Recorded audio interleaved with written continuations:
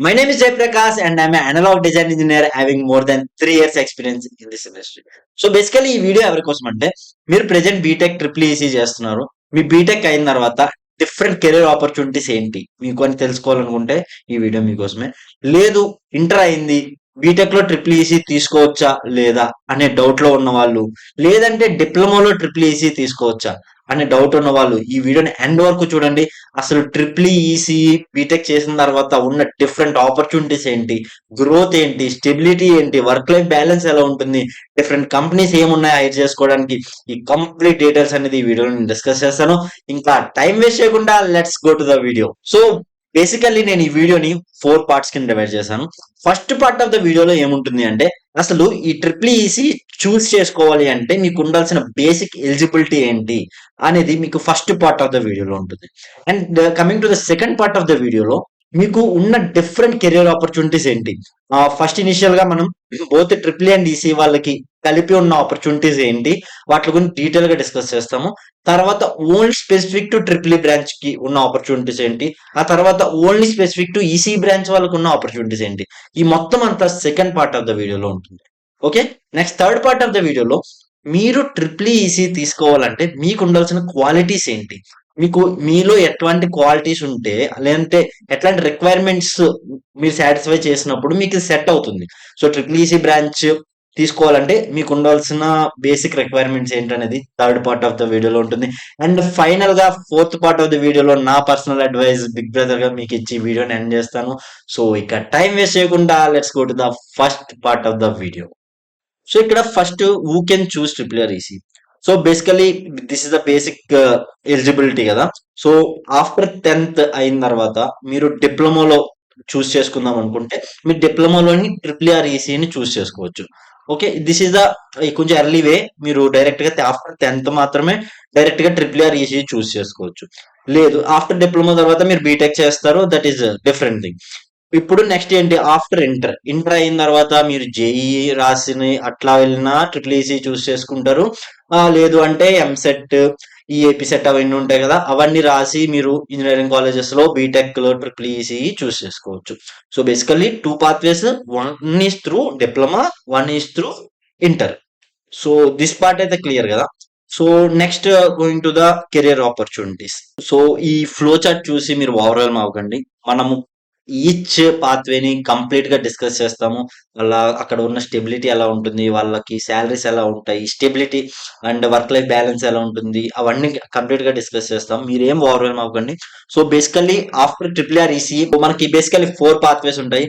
First వచ్చేసి MBA or business, next next వచ్చేసి higher studies, third వచ్చేసి government or PSU sector side వెళ్ళేది, and finally fourth వచ్చేసి corporate or private sector. So ఇక్కడ basically corporate sector అనుకుంటే ఎవరైతే ఈ సాఫ్ట్వేర్ ఉంటారో, ఎవరైతే ఏసీలో పనిచేస్తారో వాళ్ళు మాత్రమే కార్పొరేట్ అనుకుంటాం. అట్లేం కాదు, కార్పొరేట్ అంటేనే ప్రైవేట్ సెక్టర్ అనమాట. సో ఎవరైతే ప్రైవేట్ కంపెనీలో వర్క్ చేస్తుంటారో వాళ్ళందరూ అండర్ కార్పొరేటే అంటారు.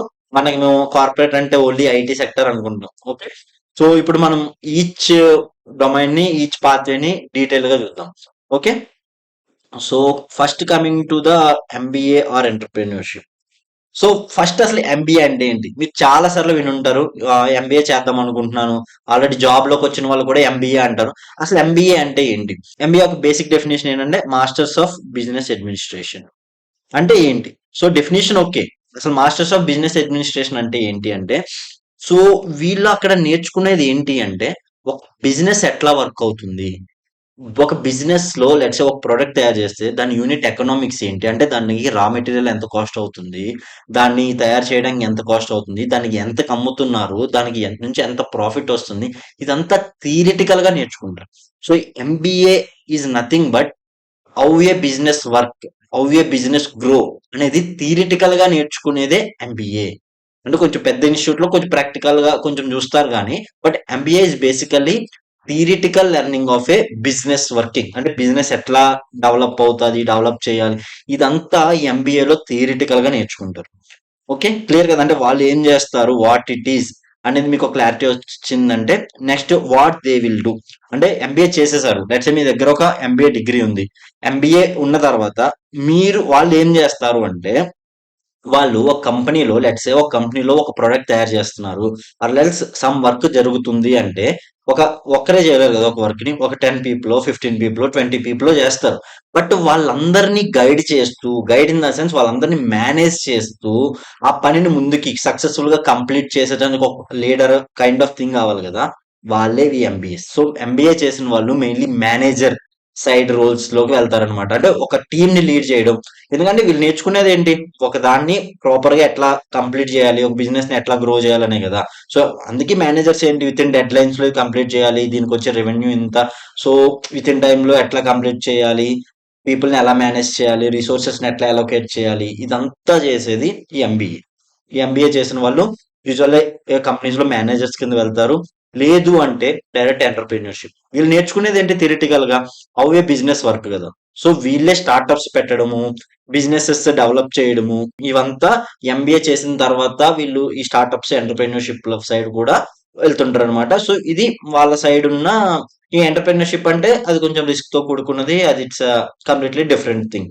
సో, ఇది బేసికల్లీ ఎంబీఏ అంటే.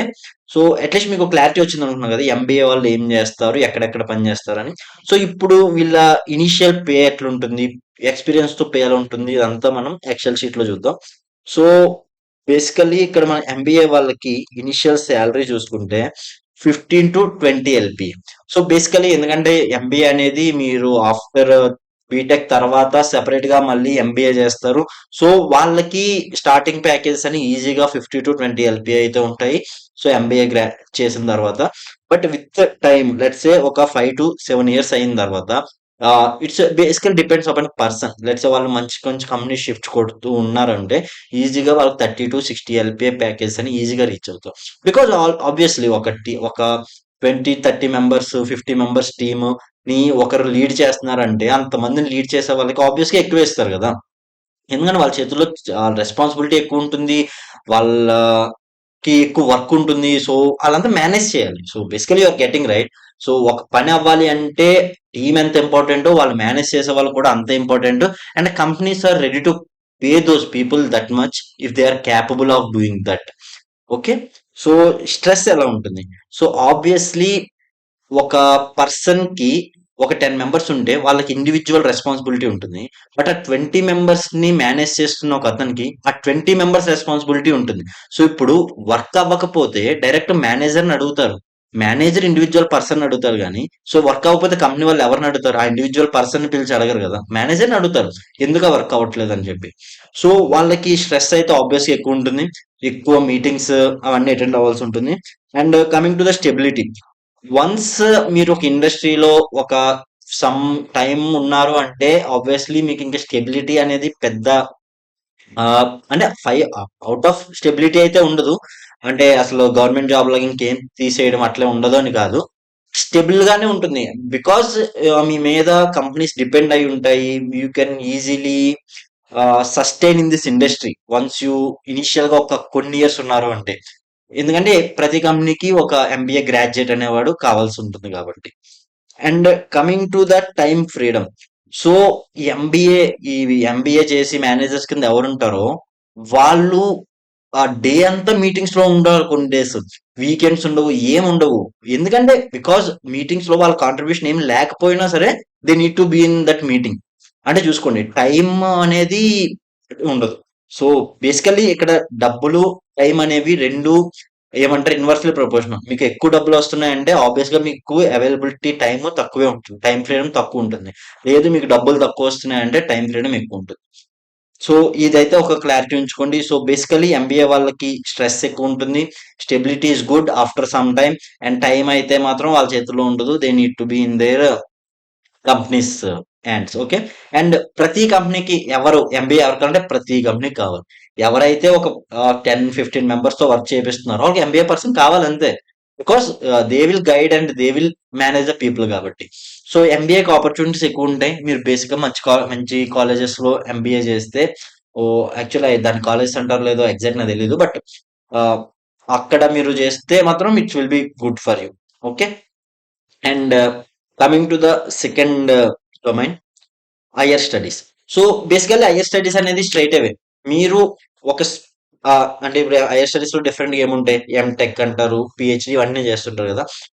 అసలు ఎందుకు చేస్తారు పీపుల్ అంటే, వాళ్ళకి టెక్నికల్ గా ఒక వన్స్ బీటెక్ చేసిన తర్వాత ఒక స్పెసిఫిక్ డొమైన్ లో వాళ్ళకి ఎక్కువ ఇంట్రెస్ట్ ఉంటది అనమాట.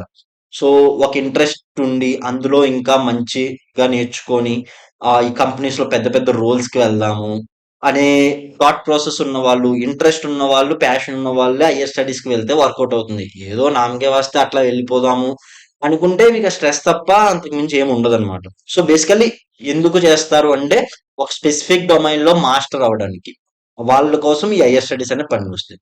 What they will do after that అంటే, ఇప్పుడు వన్స్ ఎం బీటెక్ ఎంటెక్ చేసి పిహెచ్డి చేసిన తర్వాత ఏం చేస్తారు, వాళ్ళు ఏం చేస్తారు అంటే, ఒక కంపెనీస్ లో హయ్యర్ లెవెల్ ఆర్&డి రీసెర్చ్ వర్క్ చేయడానికి, లేదు అంటే పిహెచ్డి చేసిన తర్వాత టీచింగ్ సైడ్ ఇంట్రెస్ట్ ఉన్న వాళ్ళు టీచింగ్ సైడ్ వెళ్తుంటారు.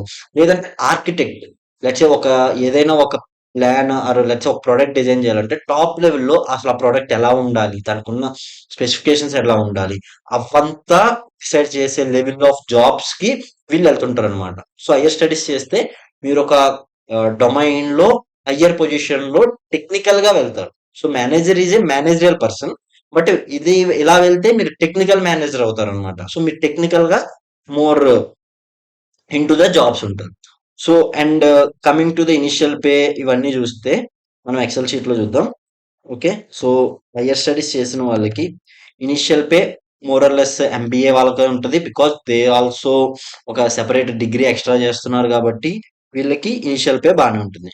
సో ఆ salary after 5 to 7 years మోరల్లెస్ MBA వాళ్ళతోనే ఉంటుంది. బట్ ఓన్లీ థింగ్ ఇక్కడ ఏం చేంజ్ అవుతుంది అంటే స్ట్రెస్.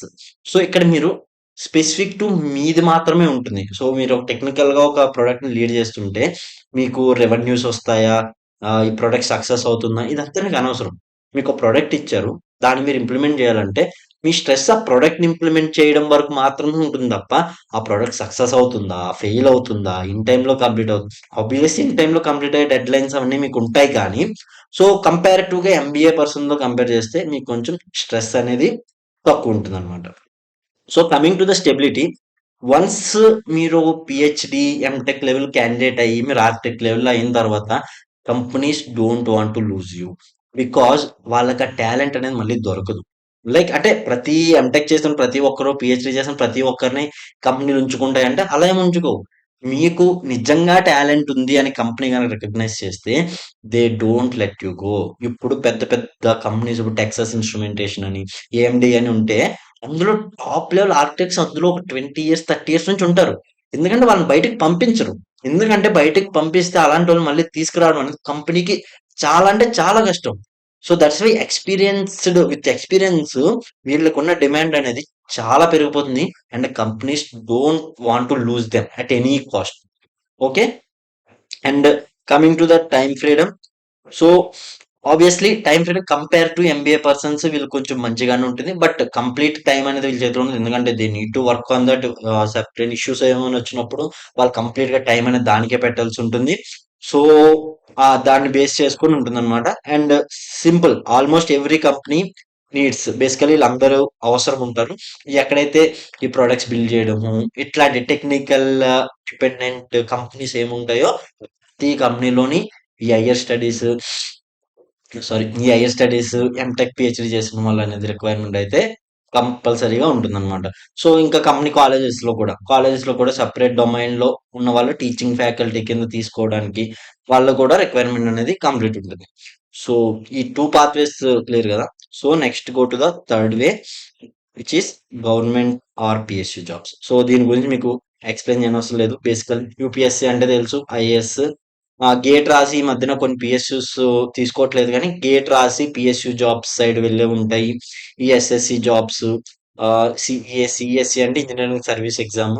సో ఆఫ్టర్ బీటెక్ మనము ఈఎస్సి ప్రిపేర్ అయ్యి, సో ఇప్పుడు యూపీఎస్సి అనేది మేనేజరియల్ అట్లా సైడ్ వెళ్తే ఈఎస్సి అనేది కంప్లీట్ టెక్నికల్ సైడ్ అన్నమాట. సేమ్ క్యాడర్ యూపీఎస్సి ఈఎస్సి అనేది. And AP Transco, TS Transco, distribution ఇవన్నీ. సో ఇవన్నీ government jobs. Different government jobs కి మీరు ఆఫ్టర్ బీటెక్ ప్రిపేర్ అవ్వచ్చు. సో వీళ్ళకి ఇనిషియల్ పే ఇవన్నీ ఎలా ఉంటుంది అంటే, సో గవర్నమెంట్ జాబ్స్ కి సో 10 to 18 ఎల్పిఏ. సో బేసికల్గా మీరు ఎలాంటివి తీసుకుంటున్నా సరే 10 to 18 ఎల్పిఏ జాబ్స్ అనేవి మీకు యూజువల్ గా వస్తుంటాయి. సో గవర్నమెంట్ జాబ్స్ లో అండ్ శాలరీ అనేది పెద్దగా చేంజ్ అవ్వదు. సో మీరు గవర్నమెంట్ జాబ్స్ లో ఉన్న మెయిన్ ప్రాబ్లం ఇదే కదా. గవర్నమెంట్ జాబ్స్ లో పెద్దగా గ్రోత్ కనిపించదు, బట్ స్టెబిలిటీ మంచిగా ఉంటుంది అనమాట. అది మనం లేటర్ డిస్కస్ చేస్తాం. బట్ గవర్నమెంట్ జాబ్ లో మీకు తెలిసిందే శాలరీస్ అనేవి అంత ఎక్కువ చేంజ్ అవ్వవు. ఎప్పుడైనా ఈ పే స్కేల్ రివిజన్స్ జరిగినప్పుడు, ప్రమోషన్స్ వచ్చినప్పుడు మాత్రమే మీకు ఈ సాలరీస్ లో ఎక్కువ చేంజెస్ అనేవి కనిపిస్తాయి. So coming to the stress. So మీకు స్ట్రెస్ అనేది కొంచెం తక్కువ ఉంటుంది, but not for every one. So కొన్ని డొమైన్స్, కొన్ని జాబ్స్ లో కొంచెం స్ట్రెస్ ఎక్కువ ఉంటుంది, కానీ యావరేజ్ గా స్ట్రెస్ పరంగా చూసుకుంటే మీకు ఆ, కొంచెం తక్కువ స్ట్రెస్ ఉంటుంది compare to remaining domains. Obviously government job అంటేనే స్ట్రెస్ కొంచెం తక్కువ ఉంటుంది. అదే చెప్తున్నా, అన్ని గవర్నమెంట్ జాబ్స్ లోనే స్ట్రెస్ తక్కువ ఉంటుంది. ఇప్పుడు ఐఏఎస్ ఆఫీసర్ ఉన్నారు, తనకుండే రెస్పాన్సిబిలిటీ, తనకుండే స్ట్రెస్ వేరే ఉంటుంది. Okay, so not for every one, but that stress is not different. ఎవరో ప్రెజర్ పెట్టినట్టు ఉండదు. స్ట్రెస్ ఆ రెస్పాన్సిబిలిటీ వల్ల వచ్చే స్ట్రెస్ ఉంటుంది తప్ప మీకు పైనుంచి ఎవరో ప్రెజర్ పెట్టరు అనమాట. So that is what I mean by stress year. Okay, and stability. Government job అండి, స్టెబిలిటీ గురించి డిస్కషన్ అనేది అనవసరం. గవర్నమెంట్ జాబ్ అంటే ఏదో మీరు పెద్ద ఫ్రాడ్ లేవే చేస్తే తప్ప యూజువల్ గా మిమ్మల్ని మీ జాబ్ నుంచి ఎవ్వరు తీసేయలేరు. That is what is government job is. So clear కదా. అండ్ టైం ఫ్రీడమ్ కంపేరిటివ్ గా మిగతా వాళ్ళతో కంపేర్ చేస్తే ఆబ్వియస్లీ టైం ఫ్రీడమ్ ఉంటుంది. అంటే కొన్ని ఇష్యూస్ వచ్చినప్పుడు కొంత ఇయర్ లెవెల్లో ఉన్న వాళ్ళకి తప్ప, బేసికల్ గవర్నమెంట్ జాబ్ అంటే మీకు ఏదైతే టైమింగ్స్ ఉంటాయో ఆ టైమింగ్స్ లో వర్క్ చేస్తారు. After the timing, the time is yours. And me leaves ఉంటాయి, మీ టైంలో మీరు లీవ్స్ తీసుకోవచ్చు. అదంతా మీకు ఆబ్వియస్లీ స్ట్రైట్ అవే ఉంటుంది మీకు అదంతా. సో ఇదైతే గవర్నమెంట్ జాబ్ సైడ్ మీకు తెలిసిందే. సో ఎప్పుడు మనకి ఈ టైప్ చెప్పాను కదా, ఈ టైమ్ శాలరీ అనేవి ఎప్పుడు ఇన్వర్స్లీ ప్రపోర్షనల్. మీరు ఎక్కువ టైం ఫ్రీడమ్ కావాలంటే తక్కువ శాలరీస్ ఉంటాయి, మీకు ఎక్కువ శాలరీస్ కావాలంటే మీకు తక్కువ ఫ్రీడమ్ ఉంటుంది. ఇదైతే మీరు ఫిక్స్ అవ్వండి. సో ఇక్కడ డిఫరెంట్ డిఫరెంట్ కంపెనీస్ ఏమున్నాయి అవన్నీ మనము చూస్తున్నాం ఇక్కడ. సో ఇవన్నీ మీకు తెలిసిందే. So going to the fourth opportunity, corporate jobs. Okay, corporate jobs అనేవి doesn't mean only IT or software. ఇది మెయిన్ అసలు అర్థం చేసుకోవాల్సింది. కార్పొరేట్ అంటే ఐటీ జాబ్, కార్పొరేట్ అంటే సాఫ్ట్వేర్ జాబ్, ఏసీలో పనిచేస్తేనే కార్పొరేట్ జాబ్ అనే మైండ్ సెట్ వదిలేసేయండి. ఎక్కడ మీరు ప్రైవేట్ కంపెనీలో పనిచేస్తున్నా it is called a corporate job. Clear. So ఈ కన్ఫ్యూజన్ అనేది వదిలేసేయండి. అండ్ ఏంటున్నాయి కార్పొరేట్ లో డిఫరెంట్ ఫీల్డ్స్ ఉంటాయి. సో మనం first both combine triple and ECE వాళ్ళకి ఉన్న కంబైన్డ్ థింగ్స్ చూద్దాము. ఓకే, క్లియర్ గా. So first comes the VLSI. So మన ఛానల్లో what is VLSI and detail video ఉంది, మీకు కావాలంటే చెక్ చేయండి. ఓ so basically what they do అంటే, మనము రియల్ లైఫ్ లో ఒక బ్లాక్ కలర్ లో నల్ల దిమ్మలో ఉన్న ఐసీస్ అనేవి చూస్తాం. మన బీటెక్ లో ఆర్డినో బోర్డు మీద ఉన్న కంట్రోలర్ కానీ ఇట్లాంటి చిన్న చిన్న ఐసీస్ చూస్తాం కదా. అలాంటివన్నీ తయారు చేసేది వీళ్ళే, ఈ విఎల్ఎస్ఏ ఇంజనీర్సే. అంటే డిఫరెంట్ డిఫరెంట్ ఫ్లో ఇదంతా మనం వీడియో చేసాము. బట్ బేసికల్లీ ఆ నల్ల దిమ్మలు ఏవైతే ఉన్నాయో వాటిని తయారు చేసేదే వీళ్ళు. వాట్ దే డూ అంటే they will do those ICs. Those are called integrated circuits అంటారు. వాటిని తయారు చేసేది వీళ్ళే. క్లియర్ కదా. విఎల్ఎస్ ఇంజనీర్స్ ఏం చేస్తారు అనేది క్లారిటీ వచ్చింది కదా. ఇంకా డీటెయిల్ కావాలంటే వీడియో చెక్అవుట్ చేయండి. ఇప్పుడు వీళ్ళకి ఇనిషియల్ పేస్ ఎలా ఉంటుంది ఆఫ్టర్ బీటెక్. సో మీకు ఇనిషియల్ ప్యాకేజ్ అనేది 5 to 8 LP ఉంటుంది. సో ఇక్కడ మీకు కంపేర్ టు మిగతా 3 డొమైన్స్ చూసుకుంటే ఇక్కడ మీకు శాలరీ అనేది కొంచెం తక్కువ ఉంటుంది. ఎందుకు అంటే, సో మీరు ఎంబీఏ కానీ ఈ హైయర్ స్టడీస్ కానీ ఏదన్నా ఆఫ్టర్ బీటెక్ మీరు ఇంకా ఒక 2 years 3 years పెట్టాల్సి ఉంటుంది. గవర్నమెంట్ సైడ్ ప్రిపేర్ అయినా ఒక 2 years 3 years మీరు దానికి టైం ఇవ్వాల్సి ఉంటుంది. సో ఆ ఎక్స్ట్రా ఎఫర్ట్ పెడతారు. బట్ వేరే ఈ బిఎల్ఎస్ఏ కానీ ఇవన్నీ ఆఫ్టర్ బీటెక్ మీరు ఈజీగా ఎంటర్ అవ్వచ్చు. సో క్యాంపస్ లో కానీ ఒక 6 months కోచింగ్ తీసుకొని కానీ ఎంటర్ అవ్వచ్చు. సో కంపేరిటివ్ గా మీకు వాళ్ళతో కంపేర్ చేస్తే మీకు ఇనిషియల్ శాలరీస్ అనేవి తక్కువే ఉంటాయి. బట్ ఇట్ ఈస్ నాట్ అంత తక్కువేం కాదు, ఎందుకని మీరు వెంటనే మీకు జాబ్ అనేది వస్తుంది కాబట్టి. సో ఇనిషియల్ శాలరీస్ అయితే ఈ విఎల్ఎస్ఏ డొమైన్ లో డొమైన్ డిఫరెంట్ గా ఉంటాయి. యావరేజ్ గా 5 to 8 LP జాబ్స్ అయితే మీరు ఈజీగా కొట్టొచ్చు at this point of time. Okay, and with experience. So ఒక 5 to 7 years ఎక్స్పీరియన్స్ వచ్చిన తర్వాత మీరు మిగతా వాళ్ళతోనే సిమిలర్ గా అయిపోతుంటారు అనమాట. ఎందుకంటే విత్ ఎక్స్పీరియన్స్ మీ మిగతా డిగ్రీస్ ఏవైతే ఉంటాయో అవంతా మ్యాటర్ అవ్వవు. With experience you have industry experience కాబట్టి మీకు శాలరీ పరంగా డిఫరెన్షియేషన్ అయితే పెద్దగా కనిపించవు. బట్ రోల్స్ పరంగా అయితే ఆ డిఫరెన్షియేషన్ కనిపిస్తుంది. క్లియర్ కదా. Next coming to the stress. So మీరు అండర్ సమ్‌వన్ ఉంటారు కాబట్టి ఆబ్వియస్‌గా, బికాజ్ మీరు త్రూ బీటెక్ వెళ్లారు కాబట్టి ఆబ్వియస్‌గా మీ పైన వేరే లెవెల్ వాళ్ళు ఉంటారు. సో వాళ్ళు మీకు వర్క్ ఇస్తుంటారు కాబట్టి మీకంటూ కొంచెం స్ట్రెస్ అనేది ఉంటుంది. Because they have their own deadlines. ఆ డెడ్‌లైన్స్ మీకు ఇస్తుంటారు. సో మీరు వర్క్ అనేది వితిన్ టైమ్‌లో కంప్లీట్ చేయాల్సి ఉంటుంది కాబట్టి సో ఆ స్ట్రెస్ అయితే ఉంటుంది. And coming to the stability, as of now VLSI present field అయితే బాగుంది కాబట్టి నెక్స్ట్ ఒక 10, 15 ఇయర్స్ చూసుకుంటే it will be stable career for BTech people. Triple ఈసీలో ఉన్న వాళ్ళకి కొంచెం స్టేబుల్ కెరియర్ గానే యాజ్ ఆఫ్ నో ఉంటుంది. సో స్టెబిలిటీ పరంగా యాజ్ ఆఫ్ నో అంటే 100% గవర్నమెంట్ జాబ్ ఉన్న స్టెబిలిటీ ఉండకపోయినా స్టెబిలిటీ ఇస్ గుడ్. మీరు వన్స్ మీకు ఎక్స్పీరియన్స్ వస్తే మీరు కూడా డిమాండెడ్ పర్సన్ అయిపోతారు అనమాట. So coming to the time freedom, ఈ టైం అనేది చాలా క్రిటికల్ పార్ట్ ఇక్కడ. ఏంటంటే కొన్ని సార్లు కొన్ని మంత్స్ మీకు ఏ పని ఉండదు. ఖాళీగా ఉంటారు. ఏదో ఆఫీస్‌కి వెళ్ళామా, వచ్చామా అని ఉంటది. ఎప్పుడైతే మీరు ప్రాజెక్ట్ ఎండింగ్స్‌లో ఉంటారో, ప్రాజెక్ట్‌లో ఏమైనా ఇష్యూస్ ఉన్నప్పుడు మీకు నైట్ ఉండదు, పగలుండదు. మీరు ఒక డేలో ఒక 18 అవర్స్ మీరు వర్క్ చేయాల్సి ఉంటుంది. 17 అవర్స్ ఇంగా అంటే ఆ స్ట్రెస్, ఆ ప్రెషర్ అనేది కొన్ని సార్లు ఉంటాయి. ఎప్పుడూ ఉంటదని చెప్పను. కొన్ని సార్లు ఉంటాయి. కొన్ని సార్లు ఉండవు. సో ఇట్స్ లైక్ అట్లా బ్యాలెన్స్‌డ్ గా ఉంటుంది. కొన్నిసార్లు మీకు మంచి ఫ్రీ టైమ్ ఉంటుంది. కొన్నిసార్లు అసలు మీకు టైమే ఉండదన్నమాట. So basically it's a good career to go at this point of time. So different companies ఏమున్నాయి వీళ్ళని విఎల్ఎస్ఐలోకి ఎంటర్ అవ్వడానికంటే, so Texas instrumentation, analog devices, Saint, Synopsys, Micron, Nvidia so. సో బేసికల్లీ ఇవన్నీ కొన్ని ఎంఎన్సీస్ ఇవన్నీ బేసికల్ గా ఎంటెక్ తర్వాత తీసుకుంటాయి. కొంతమంది డైరెక్ట్ బీటెక్ నుంచి కూడా తీసుకొని వాళ్ళే ఎంటెక్ చేపిస్తారు. ఎన్ని ఆపర్చునిటీస్ ఉంటాయి. లేదంటే చిన్న చిన్న స్టార్టప్స్, కొన్ని మీడియం స్కేల్ కంపెనీ లైక్ మాషిప్ కానీ, అనలాగ్ డివైజెస్ కానీ, అనలాగ్ డివైజెస్ చిన్న కంపెనీ కాదు. సో అనలాగ్ పోర్ట్ ఇట్లాంటి చిన్న చిన్న కంపెనీస్ ఉంటాయి కదా. సో ఈ కంపెనీస్ అనేవి మిమ్మల్ని డైరెక్ట్ గా హైర్ చేసుకుంటే ఆఫ్టర్ బీటెక్. సో ఇది విఎల్ఎస్ రిలేటెడ్ గా ఉన్నది. And coming to the next, embedded system. So embedded systems అంటే ఏంటి? సో ఎంబెడెడ్ సిస్టమ్స్ వాళ్ళు ఏం చేస్తారంటే, ఇప్పుడు లెట్స్ సే విఎల్ఎస్ఏ లోని ఒక మైక్రో కంట్రోలర్ తయారు చేశారు. ఓకే.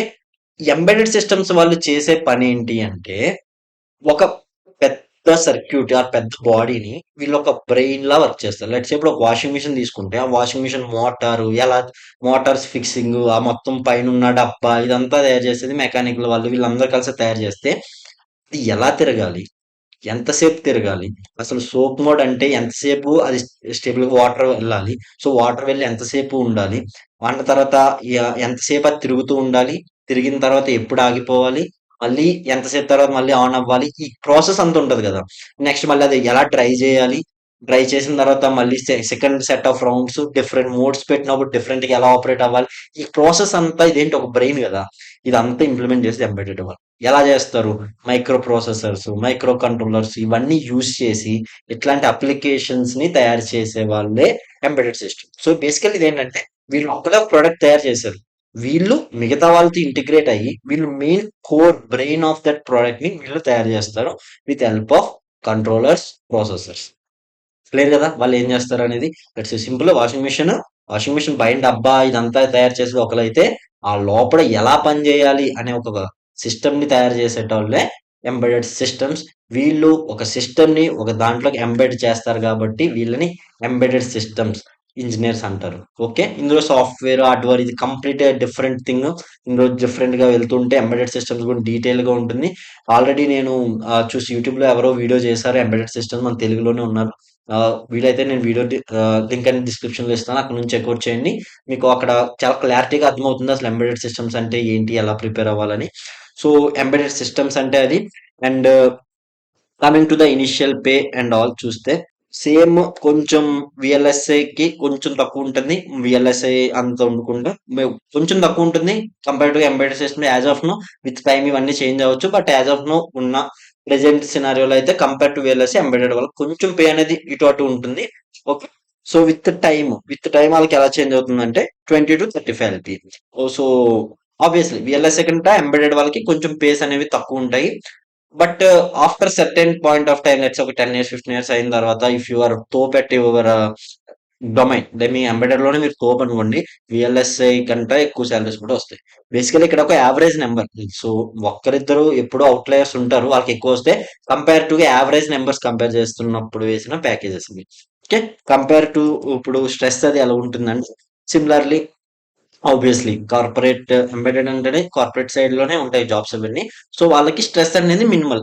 ఎందుకంటే మీరు టెక్నికల్ డొమైన్ కదా, మీరు మేనేజింగ్ కాదు, మీకంటూ ఒక వర్క్ ఉంటుంది.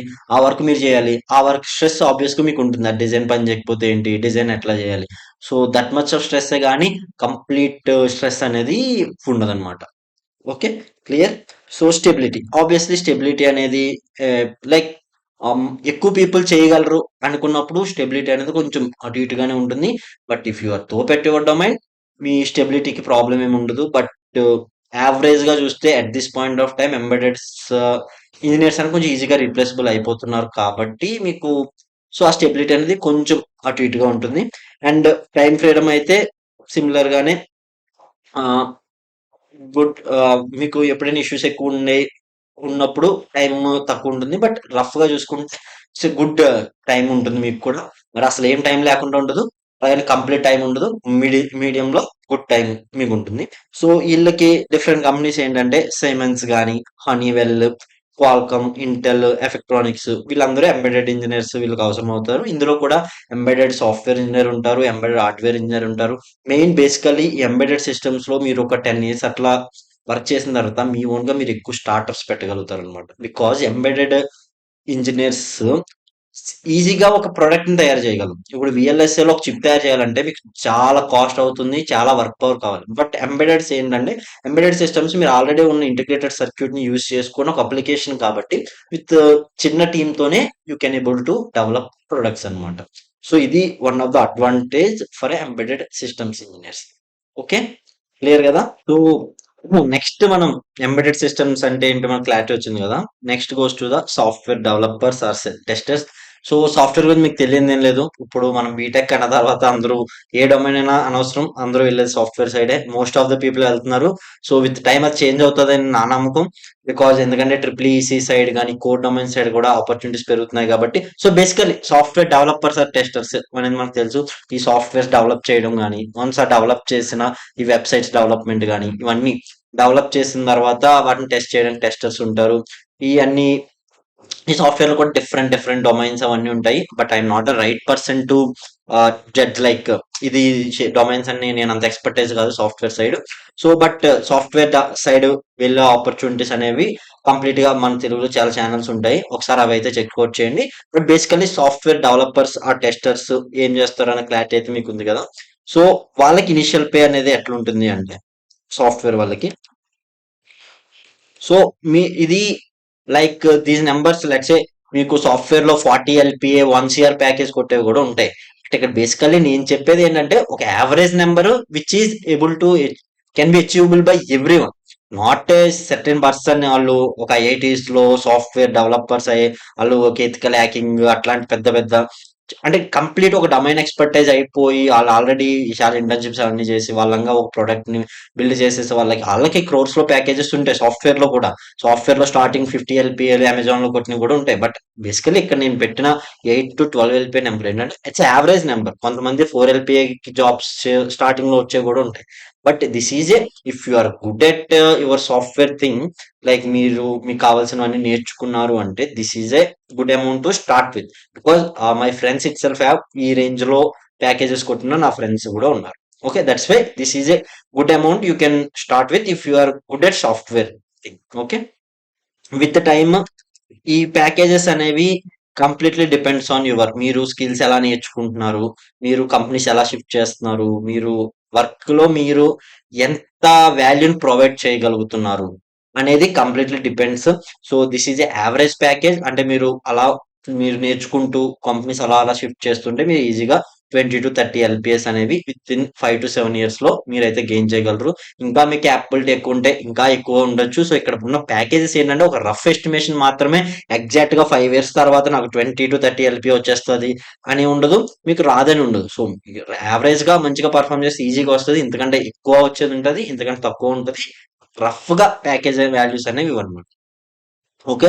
అండ్ స్ట్రెస్ చూస్తే ఆబ్వియస్ గా సాఫ్ట్వేర్ వైల్ ప్రొడక్షన్‌కెళ్ళినప్పుడు గానీ, డిప్లాయ్‌మెంట్ టైమ్స్‌లో గానీ, ఇవన్నీ టైమ్స్‌లోని వాళ్ళకి స్ట్రెస్ ఉంటుంది. డే టు డే లైఫ్‌లో కూడా స్ట్రెస్ ఉంటుంది.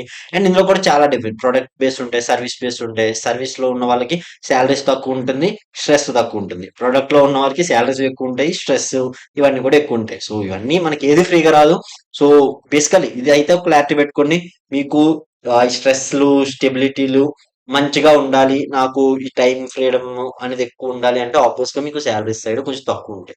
లేదు నాకు ఇదంతా అనవసరం. నా ఫస్ట్ 10, 15 ఇయర్స్ నాది గాదు. నేను గొడ్డు చాకిరీ జేస్తాను. ఎంతైనా పని జేస్తాను. తర్వాత నాకు ఇయన్నీ ఆ టైంలో నేను ఎంతో సంపాదించుకొని దాంతో మా ఊరెళ్ళి ఏదో పొలం పండించుకుంటాను. ఇట్లా మైండ్ సెట్‌లో ఉన్నవాళ్ళనుకోండి, ఇంకా ఎక్కువ సాలరీస్ ఎక్కడొస్తున్నాయో చూసుకొని ఒక 10, 15 ఇయర్స్ మనది కాదనుకోని వాళ్ళకొదిలేసి ఇంక తర్వాత మన కెరియర్ సైడ్ మనకేదో ఇంట్రెస్ట్ ఉన్నవి, మన ప్యాషన్ సైడ్ అట్లా వెళ్ళిపోవడమే. మన ఇనిషియల్‌గా some amount of money earn చేసుకోవడం. అంటే మెయిన్ మన మిడిల్ క్లాస్ సైడ్ మెంటాలిటీ అట్లా ఉంటుంది గదా! మనకి ఇనిషియల్‌గా మనీ ఉండదు. So, will do something to earn some money. మనకంటూ ఒక మనీ ఎర్న్ చేసుకున్న తర్వాత మనకు నచ్చిన పని మనం చేసుకోవాలి అంతే. అంతేగాని ట్రాప్స్‌లో ఆహ్, ఎక్కువ ఎక్కువ అమౌంట్స్ లక్ష 1 సీఆర్ అట్లా హోమ్ లోన్స్ అవి తీసుకుంటే ఇంక మీరు తప్పదు. ఇందులోనే జీవితాంతం ఉండాల్సుంటుంది. అలా కాకుండా మంచిగా ప్లాన్ చేసుకుంటే అన్నీ వర్కౌట్ అవుతాయన్నమాట. Okay. So, coming to the stability software చూస్తున్నాం గదా! ఎప్పుడు ఏమొచ్చి ఏమైతదో మనకు తెలీదు. సో, సాఫ్ట్‌వేర్ సైడ్ స్టేబుల్‌గా ఉన్న రోల్స్ కూడా ఉంటాయి. మీరు తోపన్నప్పుడు బట్ రఫ్‌గా చూస్తే you can easily replaceable if you are not that good because that is what it is. అంటే ఎందుకంటే కొంచెం ఈజీగా లెర్న్ చేయగలిగేది software compare to core or everything. Because ఒక కోర్ నేర్చుకోవాలంటే లెట్స్ సే మీరు సింపుల్ చూడండి. మీరు సి లాంగ్వేజ్ నేర్చుకోవడం కష్టమా? పవర్ ఎలక్ట్రానిక్స్ నేర్చుకోవడం కష్టమా? జస్ట్ మీకు మీరే అనలైజ్ చేసుకోండి. లేదు అంటే ఈఎంఎఫ్‌టి ఈసీఈ వాళ్ళకి ఈఎంఎఫ్‌టి నేర్చుకోవడం కష్టమా? మీకు సి లాంగ్వేజ్ నేర్చుకోవడం కష్టమా? కంపేర్ చేయండి మీరే రెండింటిని. ఆఫ్‌కోర్స్ ఇప్పుడు మీరు సాఫ్ట్‌వేర్‌లోను కూడా ఇప్పుడు జావా కంపేర్ చేస్తాను.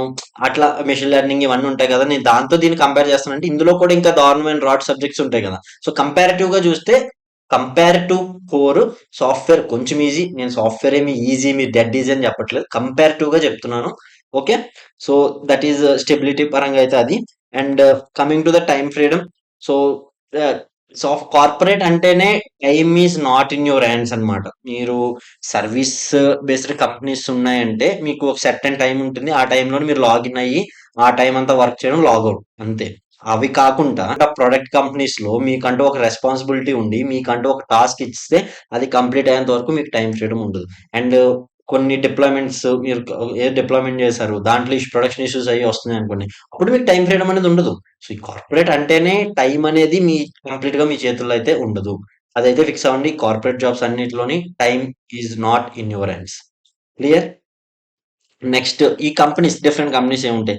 మనకు తెలిసినవి ఇవన్నీ టీసీఎస్, ఇన్ఫోసిస్, యాక్సెంచర్, ఎల్&టి, విప్రో. సో, చెప్తున్నా కదా! సాఫ్ట్‌వేర్ గురించి నాకంటా మన తెలుగులో గాని, యూట్యూబ్‌లో మీరు సాఫ్ట్‌వేర్ గురించి కొడితే కుప్పల వీడియోస్ వస్తాయి. సో, అక్కడికెళ్ళి మీరు ఎట్లా అంటే సాఫ్ట్‌వేర్ నేను మీకు ఒక ఆపర్చునిటీ ఉందని చెప్పాను కదా! దీని గురించి ఏంటనేది మీరు కంప్లీట్‌గా తెలుసుకొని మీరు ఎక్స్‌ప్లోర్ చేయొచ్చు. This is a good point to start with. Okay. Clear కదా? సో, నెక్స్ట్ ఆఫ్టర్ సాఫ్ట్‌వేర్ ఉన్న డిఫరెంట్ ఆపర్చునిటీ ఏంటి? So, after software robotics. So, ఈ రోబోటిక్స్ అనేది specific to triple or EC domain కాదు. ఇందులో మెకానికల్ వాళ్ళుంటారు. సో, హ్యాండ్స్ తయారు చేయడము, మోటార్స్ ఇవన్నీ రిలేటెడ్‌గా. సో, వన్స్ ఆళ్ళొక బాడీని తయారు చేసిన తర్వాత, ఇప్పుడు ఆ బాడీ ఎలా మూవ్ అవ్వాలి? ఆ డేటాని ఎలా ప్రాసెస్ చేయాలి? ఈచ్ పార్ట్‌కి పవర్ ఎలా వెళ్ళాలి? సో, అది ఎలా నడవాలి? ఆ స్టెబిలిటీ ఏంటి? సో, ఆ కాంపోనెంట్స్ ఈ ఎంబెడెడ్ సిస్టమ్స్ ఇందాక చెప్పుకున్నాం గదా! వాళ్ళు గూడా ఇందులో పార్ట్ అయితారనమాట. వీళ్ళు అందులో ఉన్న ప్రాసెసర్స్ అవి పెట్టి దీన్ని కంట్రోల్ చేయడం. సో, ఇది మొత్తం అంతా రోబోటిక్స్ ఇది ఇంటర్ డిసిప్లినరీ సబ్జెక్ట్. అంటే ఒక్కడే కలిపి ఆ రోబోట్‌ని తయారు చేసేయాలనమాట. ఓకే. క్లియర్ గదా! సో, ఈ రోబోటిక్స్ సైడ్ మెయిన్ థింగ్ ఏంటంటే, ఇదేదో నామ్‌కే వాస్తే డబ్బులొస్తాయి కదా! అని ఎళ్ళే వర్కౌట్ అవ్వదు. మీకు నిజంగా రోబోటిక్స్ మీద ఇంట్రెస్ట్ ఉంటే కొంతమందికి ఉంటుంది ఇంట్రెస్ట్. సో, అలా రోబోట్ తయారు చేయాలి. అట్లా ఇంట్రెస్ట్ ఉన్న వాళ్ళకే వర్కౌట్ అవుద్ది తప్ప, ఏదో నామ్‌కే వస్తే డబ్బులొస్తాయని చెప్పి ఎళ్తే మాత్రం రోబోటిక్స్ అనేది మీకు ప్రెషర్ అయిపోద్ది. ఎందుకంటే, ఎప్పుడు ఎంత టైం పెట్టాల్సి ఉంటదని మీకు తెలీదు. ఓకే. బట్ బేసికల్లీ రోబోటిక్స్ అంటే రోబోస్ తయారు చేస్తారు. రోబోస్ అంటే మీరు అన్ని నడిచేవి, పరిగెట్టేవి, మనిషిలా ఉండే రోబోసే కాదు. ఇప్పుడు పెద్ద పెద్ద మ్యానుఫ్యాక్చరింగ్ కంపెనీస్ లో ఏదైనా ఒక టాస్క్ చేయడానికి ఒక రోబోటిక్ హ్యాండ్ అనేది పెట్టారనుకోండి. ఇప్పుడు దాన్ని కూడా రోబోట్ అనే అంటారు. ఓన్లీ రోబోట్ అంటే కంప్లీట్ గా ఒక మనిషిలా ఉన్న మాత్రమే రోబోట్స్ అని కాదు. పెద్ద పెద్ద కంపెనీస్ లో లెట్స్ ఒక కార్ ని అసెంబుల్ చేయడానికి అందులో ఒక టైర్ తీసుకోండి. ఆ టైర్ ని అసెంబుల్ చేయడానికి లెట్స్ ఒక హ్యాండ్ ఒక టైర్ తీసుకొచ్చి ఇట్లా పెడుతుంది అనుకోండి. ఆ దాన్ని కూడా రోబోట్ అనే అంటారు. సో, టాస్క్ చేయడానికి ఆ రోబోట్‌ని పెడతారు. అక్కడ రోబోట్ అని మొత్తం మనిషి అంతా ఉండడు. ఓన్లీ ఆ హ్యాండ్ ఒక్కటే ఉంటుంది. క్లియర్ కదా! So, robot is not a complete body. A ఒక్క టాస్క్ అట్లా మెకానికల్‌గా ఒక దాన్ని కదుపుతూ చేస్తుందంటే అది రోబోట్ అయిపోతది. క్లియర్ కదా! సో, ఇక్కడ యాస్ ఆఫ్ నౌ రోబోటిక్స్ మన ఇండియాలో అన్ని ఆపర్చునిటీస్ లేవు. బట్ విత్ ఫ్యూచర్ మనకి గ్రో అవుతుంది. బట్ యాస్ ఆఫ్ నౌ బయట సైడ్ వెళ్తే అవుట్ ఆఫ్ ఇండియా ఎక్కువ ఆపర్చునిటీస్ అయితే రోబోటిక్ సైడ్ ఉన్నాయి.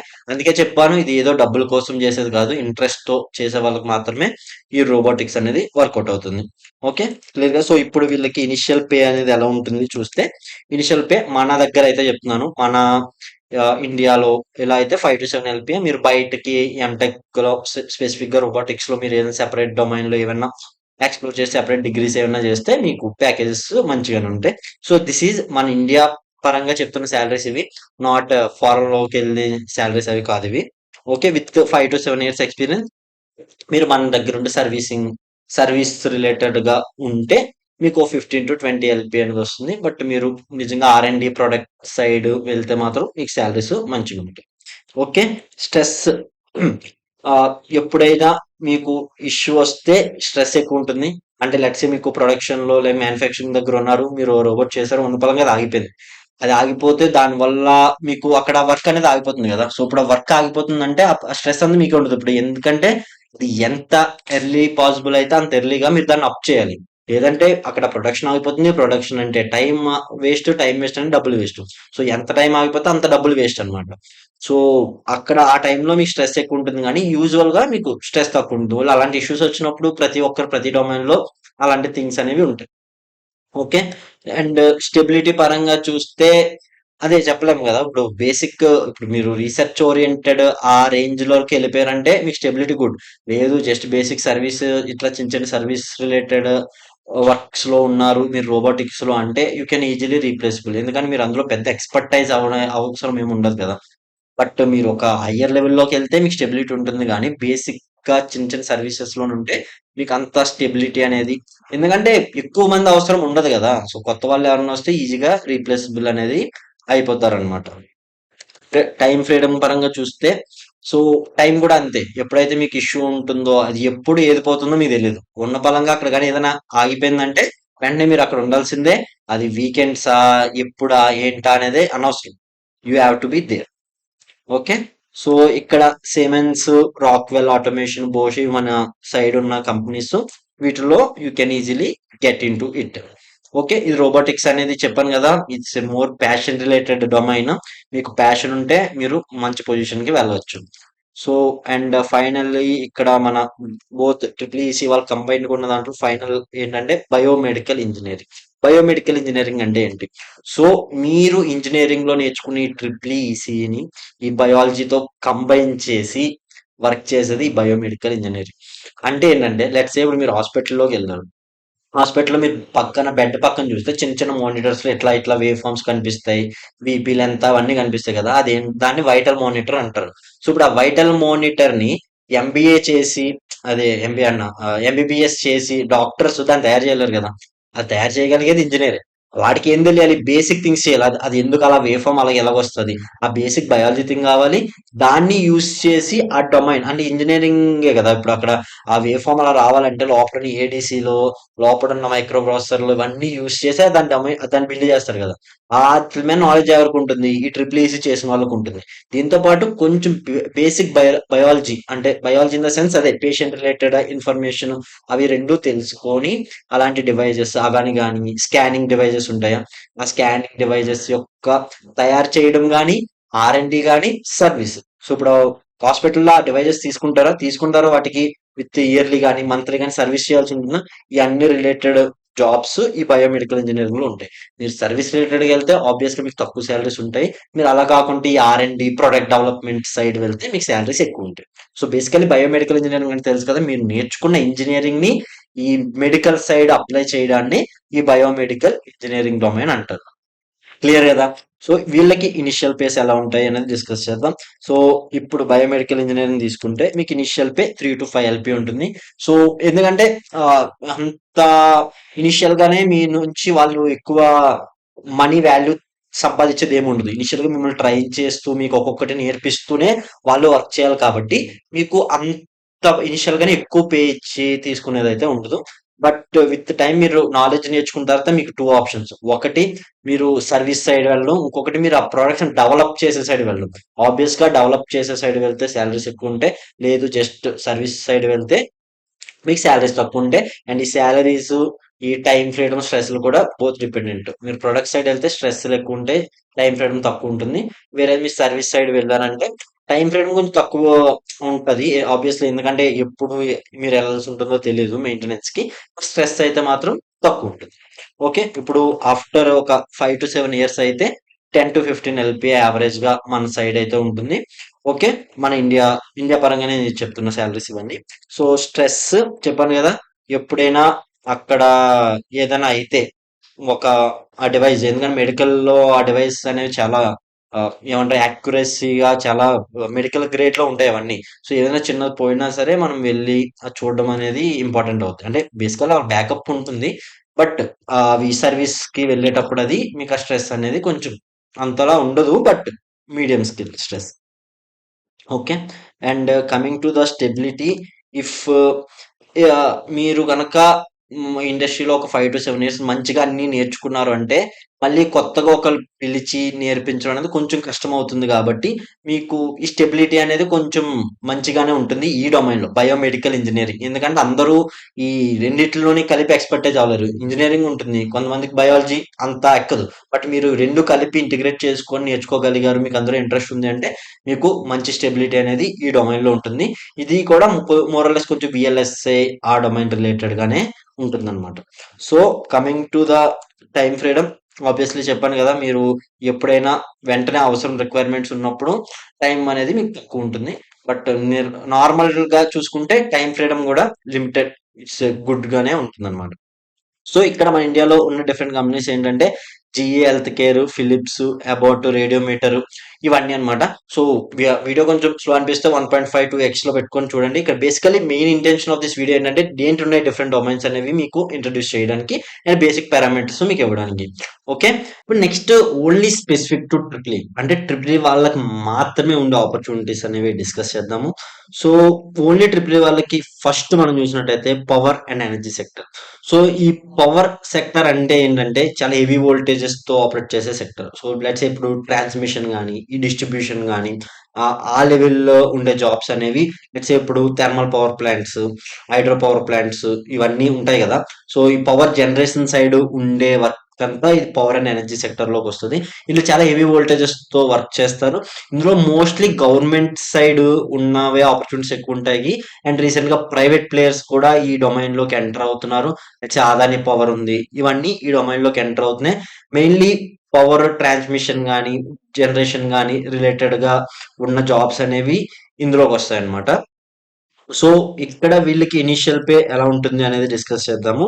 So power and energy sector లో ఉండే వాళ్ళకి ఇనిషియల్ గా 3-5 LP ఉంటుంది. బికాజ్ యాజ్ ఎ ఫ్రెషర్ లో కోర్ సైడ్ మీకు ఎక్సెప్ట్ దిస్ VLSI సైడ్ అలా తప్ప మిగతా అన్నిటిలోని మీకు కోర్ సైడ్ ఇనిషియల్ గా కొంచెం తక్కువ ప్యాకేజెస్ తోనే ఎంటర్ అవుతారు. బట్ విత్ టైమ్ ఎక్స్పీరియన్స్ పెరిగే కొద్దీ మీకు జాబ్ కొంచెం ఈజీ అయిపోతుంది. సాలరీస్ కూడా కొంచెం పెరుగుతాయి అన్నమాట. ఓకే.